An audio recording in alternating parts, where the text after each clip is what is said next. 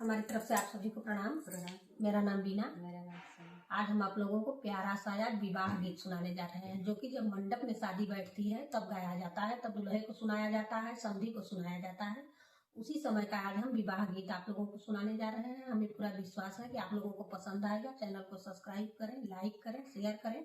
Comment में जरूर आप लोग बताइए कि हम लोगों का गाना आप लोगों को कैसा लगता है। बहुत बहुत धन्यवाद।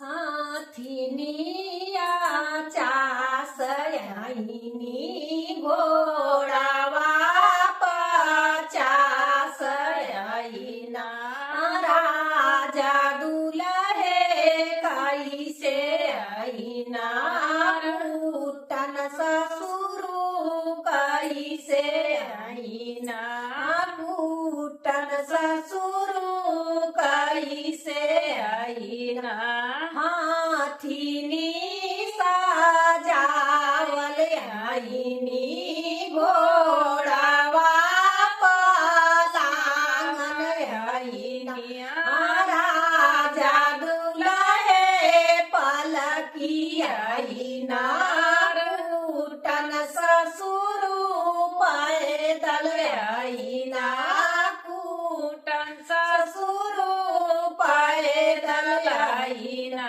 हाथिनी हाथी सारा देहाले घोड़ावा घोड़ा सारा देहाले राजा दुल्हे अंगना दिहाले कुटन ससुरु खिड़की देहाले खामवा में बानी दिहाले खामवा में बानी दिहाले हाथिनी के पानी दिहाले घोड़ावा के दाना देहाले राजा दुल्हे पूरी दिहाले कुटन ससुरु माड़